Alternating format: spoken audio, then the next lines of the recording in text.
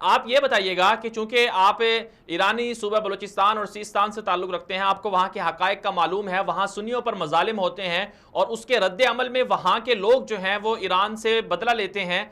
तो आपके ख्याल में जो पाकिस्तान पर इल्ज़ाम लगाया जाता है कि शायद पाकिस्तान ने जुंदुल्लाह बनाई है, जैश उल अदल पाकिस्तान ने बनाई है, तो आप क्या समझते हैं कि क्या वाकई पाकिस्तान ने यह बनाई है?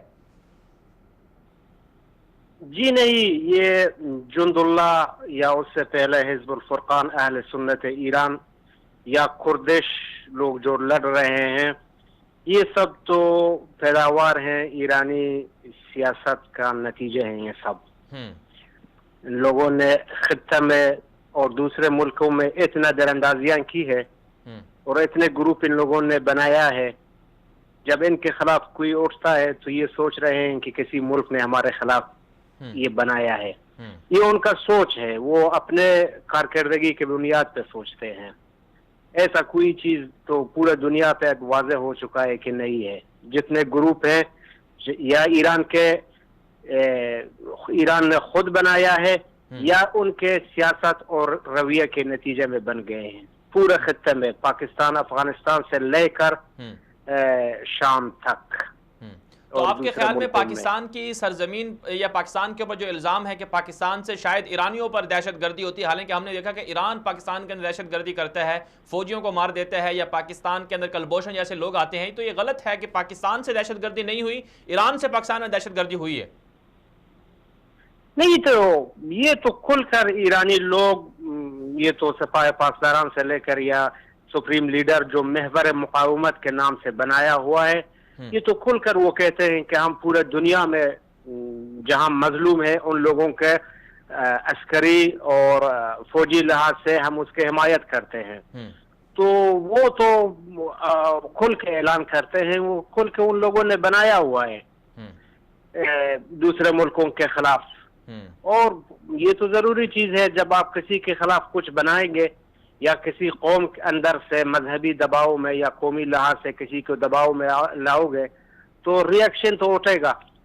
अभी जुंदुल्लाह के नाम से हो या दूसरा नाम से हो, तो ये तो रिएक्शन है ईरानी। अच्छा, ये फरमाइए कि ईरान की जो मौजूदा गवर्नमेंट है वो चूंकि नाकाम हो चुकी है, एहतजाज हो रहा है, सैलाब मुतासरीन को वो सहूलत और पनाह गाहें नहीं दे सकी, उनको बचा नहीं सकी, बाहर के दुनिया यहाँ तक कि सऊदी अरब, मुत्तहिदा अरब इमारात ने भी ईरान के अंदर जो सैलाब मुतासरीन थे उनके लिए मदद भेजी है।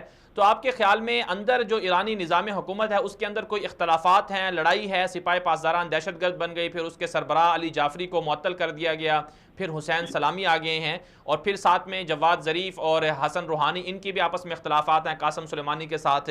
तो आप निज़ाम हुकूमत के ख़िलाफ़ क्या कोई रिएक्शन है ईरानी अवाम का, और ईरानी अवाम इस निज़ाम हुकूमत से तंग आ चुकी है, इसे गिराना चाहती है, इसके खिलाफ कोई नया इनकलाब लाना चाहती है ईरानी अवाम?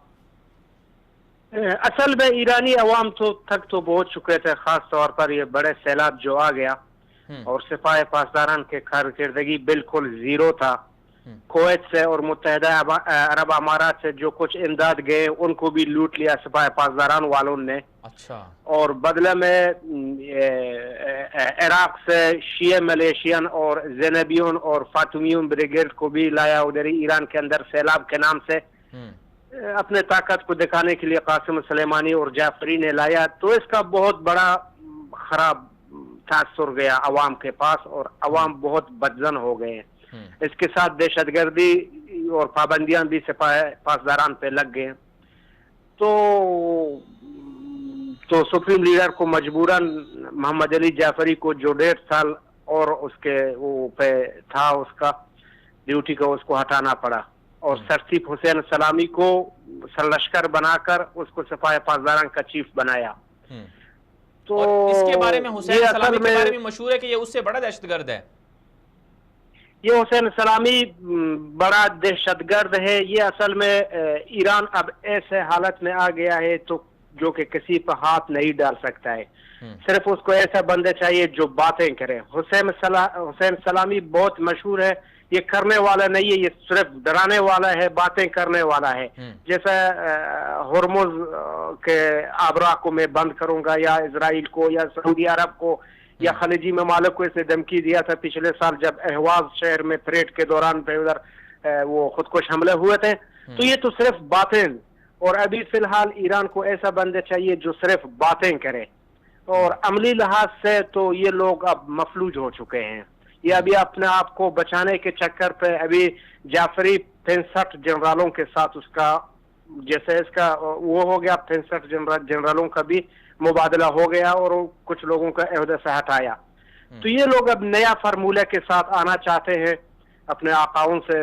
लोगों ने यूरोपियन या दूसरा या रशियन और चाइना से कुछ फार्मूला देकर अपने आप को कुछ दिन चलाने के लिए, तो ये लोग नया फार्मूले के साथ अब मैदान में आना चाहते हैं। लेकिन इनके खिलाफ इनकलाब तो चल रहा है ना, कि अंदर के लोग बहुत एहतजाज कर रहे हैं कि निज़ाम हुकूमत फेल हो गया। अंदर के लोग, इनके महबूबियत 0 तक पहुंच गई है, इसीलिए ये लोग इतने डर गए जो कि खुजिस्तान, अहवाज और लुरिस्तान में मैंने आपको बता दिया कि इराकी सरहद को खुल के वहां पे इराकी शिया मलेशिया जो है वो आ गए हैं सैलाबी इलाकों में सैलाब को कंट्रोल करने और इमदाद रसानी के बहाने पे आ गए, लेकिन असल में ये था कि लोगों को वो कंट्रोल करें।